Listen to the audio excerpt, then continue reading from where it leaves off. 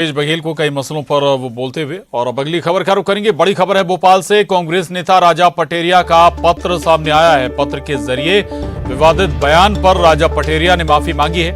12 दिसंबर का पत्र बताया जा रहा है। कांग्रेस ने राजा पटेरिया को शो कॉज नोटिस दिया है। 3 दिन में जवाब भी मांगा गया है। और इससे पहले भी पटेरिया दावा करते रहे कि हम गांधीवादी हैं।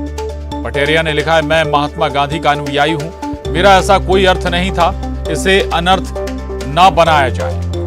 तो राजा पटेरिया पलटे हैं अपने बयान से। और इससे पहले जब कोर्ट से उन्हें जमानत नहीं मिली थी तब भी उनका जुदा अंदाज था। और अब लेटर सामने आया है, पत्र सामने आया है राजा पटेरिया का, पूर्व मंत्री और वरिष्ठ कांग्रेस नेता।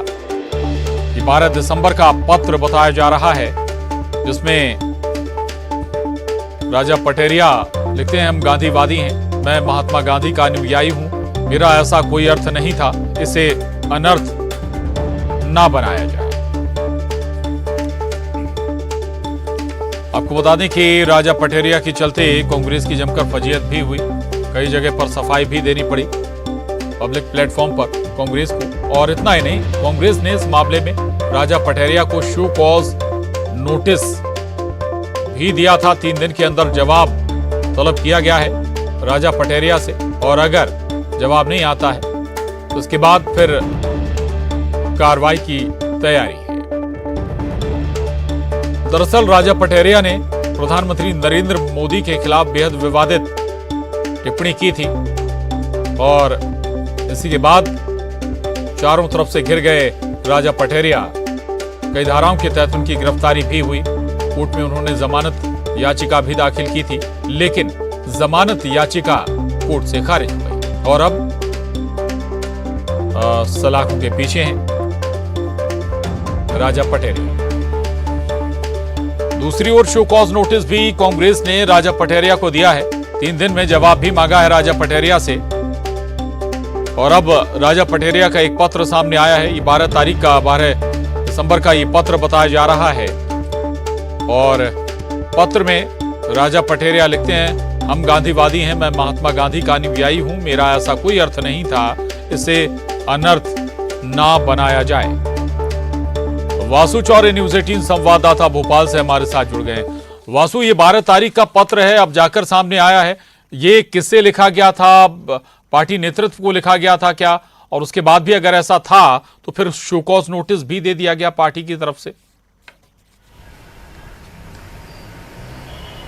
बिल्कुल, देखिए, सार्वजनिक रूप से इस पूरे पत्र को जो है वो जारी किया गया है। इसमें किसी भी पार्टी नेता का या कांग्रेस पार्टी का एड्रेसल जो रेफरेंस है वो नहीं नजर आ रहा है। और पूरा जो विवाद हुआ राजा पटेरिया के बयान के बाद, गिरफ्तारी भी उनकी हो गई, ना सिर्फ भोपाल में, मध्य प्रदेश में, बल्कि पूरे देश भर में इस बयान की जो है काफी निंदा हुई। और खुद कांग्रेस पार्टी ने अपनी ही नेता के इस पूरे बयान से किनारा कर लिया। राजा पटेरिया कांग्रेस के कद्दावर नेता माने जाते हैं और कांग्रेस की ही बैठक के दौरान उन्होंने इस पूरे बयान दिया था। और संबोधित जब वो कर रहे थे उस दौरान उनका ये पूरा स्टेटमेंट निकलकर सामने आया था। लेकिन आप उनके जो लेटर है, अगर उस पर आप ध्यान देंगे तो उन्होंने गांधी और गोडसे की विचारधारा का वहां पर जिक्र किया है। लेकिन राजा पटेरिया के बयान को अगर आप सुनेंगे तो उसमें सीधे तौर पर हिंसा की बात, नफरत की बात जो है वो नजर आ रही है। भले ही आपके विचार अलग हैं, आपके दल अलग हैं, आपके मतभेद हो सकते हैं, लेकिन देश के प्रधानमंत्री के बारे में अगर इस तरीके की टिप्पणी की जाती है तो वो निश्चित रूप से निंदात्मक है। और उसी तरह की जो निंदा है वो पूरे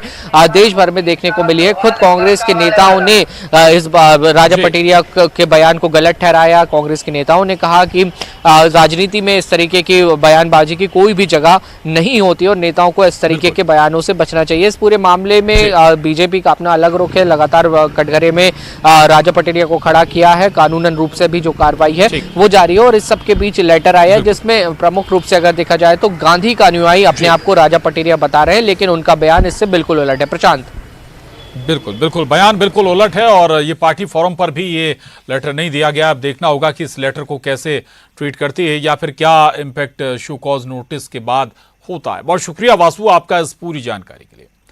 आगे बढ़ेंगे और भिलाई से बड़ी खबर